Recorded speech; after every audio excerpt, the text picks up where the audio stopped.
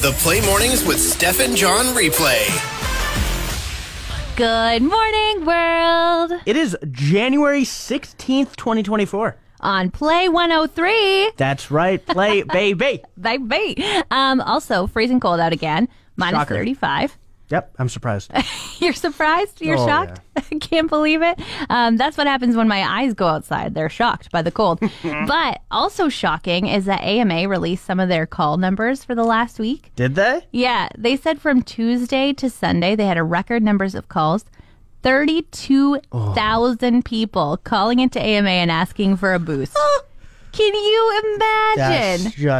That's disgusting. They also said that doesn't include their online numbers. Oh, okay, there you go. So nobody who went online to say, okay, I'm just going to do this the easy way and sign up my car online instead of waiting on hold, none of those numbers were included. So that was just the people who decided to call in and spend the time on the phone and say, I need a boost, please come and help me. 32,000. Pete Davidson, he's not technically back in the news, but he's in my news. Showing up on your news feeds or what? No, I just watched his new stand-up special. It was one of the best I've ever seen. Of stand-up specials or of Pete Davidson stand-up specials? Stand-up specials. Really? Yeah, like all the time. And watching through this entire thing, I was like, I get it. I get why girls are into this guy. Really? Yeah. You know I what? don't. I gotta watch it, I guess. Really? You don't? I only ever see him when he's like roasting somebody. I'm like, first off, you're really mean. Second off, your eyes are kind of scary. I've learned a new term, and I need your help guessing what it could possibly mean. I got you. I'm so ready. Sleep under. Sleep under. Already in my head, it's like sleeping under somebody in order to like wiggle your way in. It's like brown nosing a little bit. Oh, Yeah. okay. Am I close? Right direction? No, Nope. not at all. Of course, that was a joke. That was a throwaway. Sleep under is to be lazy. Oh, okay. Right direction? Not at all, no. Okay. Third time's a charm. To sleep under means to forget. To forget. Yeah. Oh, you slept on that. You were Yeah, you were sleeping under when you were remembering. Okay. Level up your lexicon. A sleep under is the new term for a sleepover where you get picked up in the middle of the night. So you're sleeping under. You're not having the over part, so you're under it. Basically, it's for parents who aren't really keen on their kids sleeping over at somebody's house that they don't know that well. So they say, you can still go have fun with your friends, but I'm not going to leave you there all night. Or say a kid who says, I really want to go to the sleepover, but I get really homesick in the middle of the night. All right, at bedtime, I'm going to come pick you up. You can go for the sleepover, but you're going to sleep under.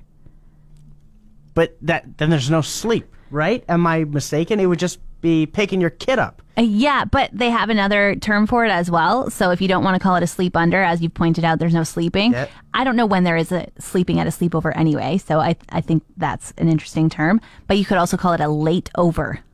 A late over. Would you like to come for a late over, like an extra late night over at my house? If you were a parent, how late would you be okay with picking your kid up? All right. The people who were talking about this said that they don't mind going to pick their kid up at 2 or 3 o'clock in the morning, so long as they're awake during the entire time that they're at the person's house. So it's just the sleeping aspect of it? Yeah, they just don't want to leave them there for the sleeping aspect. That's coddling to the next degree.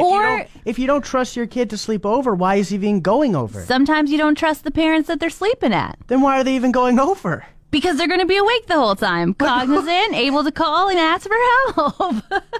I'm the baseball guy, as you know, Steph, and I miss playing sports a lot, so it got me thinking. Now, our office, we don't have enough people for a baseball team. How many do you need? At least 9. Okay. Yeah. But we do have enough for a basketball team. How many do you need? 5. 5. Okay. If you're doing no subs, nothing like that, 5. There's more than 5 of us here, and so I feel like I could be a bench warmer. Okay, good. this See, team. exactly. So, how do we get this going? So, are you looking for a league, or you just want to play like No, let's do a 3-on-3 league. pickup? Yeah, we got to make a league, make it competitive. Oh, okay. And Go against like other radio stations. Are you expecting that all of us are going to be sporty people? Because I feel like you're kind of the go-to sports guy in the office. some of you might be like underdogs. We might have like the underdog story. Just somebody who suddenly is really good at getting 3-pointers. Yeah, right? Is that the right words? 3-pointers is the correct word. Thank you. I think I'd be really good at traveling away from the basketball court to like somewhere sunny. I see what you did. I gotta tell you, John, I thought gas was expensive until I had a coolant leak. Ooh, welcome to the club. And I would say this coolant leak that I had was catastrophic. Really? Yes. It was losing a bottle of coolant every 3 days. 3 days. Yeah, no, that's pretty catastrophic. And catastrophic for my wallet. Like, gas was expensive when it was $150 every week and a half to 2 weeks. But coolant is like $34 a bottle. Yeah. And then every 3 days you're doing that on top of things. Something has to change. Are you getting the pre-mixed coolant or are you getting the diluted coolant or the one you have to mix yourself? The concentrate. Absolutely. Okay, smart. Not falling for that trick. Yeah. I did actually, they ran out of the concentrate last week and I had to buy 3 bottles of the pre-mixed and I felt like I was being robbed. Yeah, no, because it's so much more expensive for so much less. Yeah. It is telling, though, that they were completely out of the concentrated coolant. I know. I think we're all in the same boat of like, oh my gosh, my heat isn't working. Why isn't it working? Check the coolant. Oh no, Yeah, this is why. Too cold. Everything cracked. Yeah, exactly. But thankfully, I have this wonderful handy husband, and he replaced my air pump the other day and reattached all the coolant hoses, and that fixed my problem. So I have not had to buy coolant, knock on wood, for a whole week right now. Nice. And the coolant temperature in my truck tells me what it's at, and it's sticking around 80, 85, which Google says is where it's supposed to be. Well, I might have to get your handy husband on my car because John's is going through the same thing right now. Oh, and no. Yeah, I got to take it in, but instead of losing like three bottles or 1 bottle every 3 days. 3 days, yeah. Mine's like 2 bottles a day. Oh, John, I don't think you should drive that anymore. Well, you should. we'll see. We'll see. We'll see what they say today. We'll see if that keeps working for you.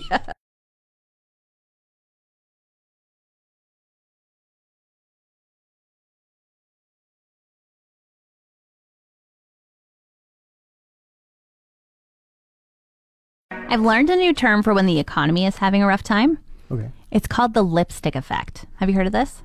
Passingly. I'm not fully sure what it is. Okay, so this is when people are feeling the pinch on their bank accounts and are having a hard time justifying spending, but they still want to be able to treat themselves. And so it's called the lipstick effect because it's like you can buy what would be an affordable lipstick for $8 to $12, still feel that little pick-me-up of a treat for yourself, but then not break the bank on it. And so stores find an uptick in their lipstick sales during times when the economy is hard because of this. And Target has actually started banking on it when the economy is hard, that they've made their own section in their store that behind closed doors in their marketing team, they call it the affordable joy section. And pretty much everything in that section is kind of the 8 to under 20 mark. And it's all these things that people might be like, oh yeah, I'd like to treat myself. Oh, this is perfect. I'll grab one of these little things that just make me feel a little bit better about life. Yeah, and Target is seemingly appeasing to it, being like, oh no, we're with you, we're making it nice. But in reality, they're like, we're taking your money without you knowing. Yeah, kind of. And I mean, if you think about Winners too, you know, when you're walking out of the till area or into the till area, there are so many things that grab your attention that they've made it kind of like their own little aisle of shopping. And, you know, so many times you're in that aisle and you let people pass you because you're like, oh, I love this mug. Maybe they have a different one. Oh, I love this, whatever. So kind of interesting. I love it. Because I like a little bit of affordable luxury here, affordable joy, $8 to $12. Yes, please. Only downside is the economy is in shambles. Ouch. Thanks for the reminder. Emma Stone recently came out saying that she would like to be on Real Jeopardy, not this Celebrity Jeopardy BS. Wow. Right? And she says she takes the test because you can only take it once a year. Right. Every June. So that got me thinking, Steph, do you think you have what it takes to get on the Real Jeopardy? Okay, I've watched a lot of Jeopardy in my life, but I haven't got a lot of right answers, so I'm going to say probably not. Okay, well, you know what? I want to put it to the test. It is time I give you some questions that are on the actual Jeopardy test. Okay, this might be embarrassing, but here we go. All right, Steph, 11-letter word for embroidery on canvas with uniform spacing of stitches in a pattern. Cross stitch. Needlepoint. Needlepoint. I was like, I don't know if that's enough letters. In 2000, this man was the host of a #1 rated network show and a #2 rated syndicated talk show. Ryan Seacrest. Regis Philbin. In what year?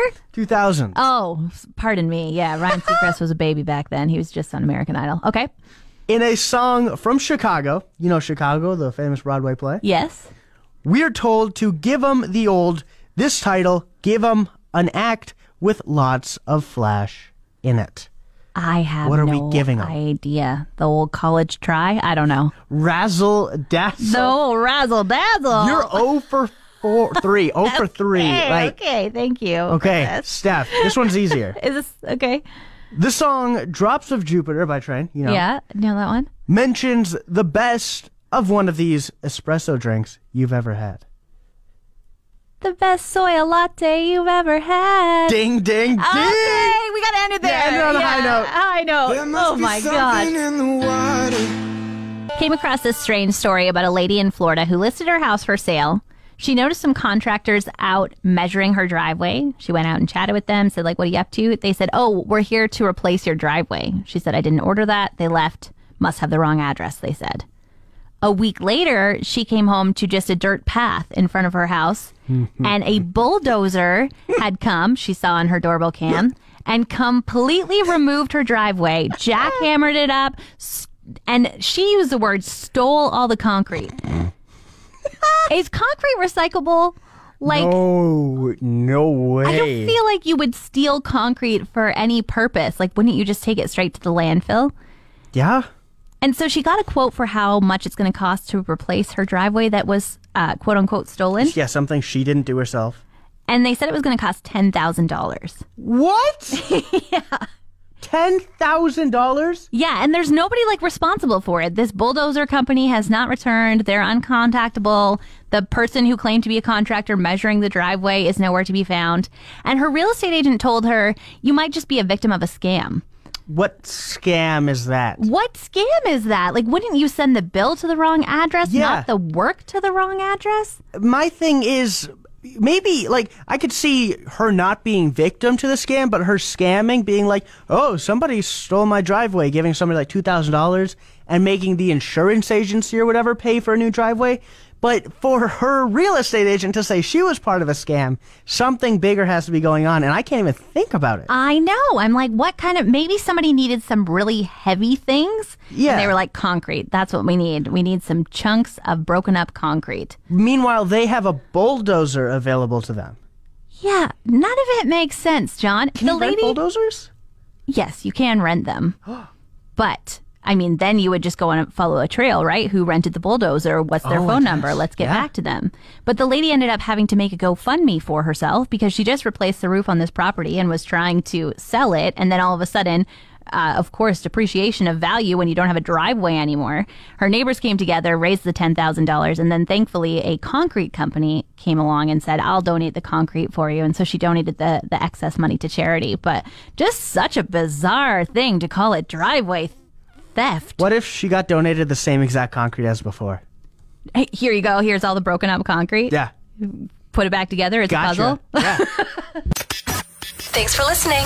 Don't forget to subscribe to the Steph and John replay. Find more Steph and John at play1037.ca.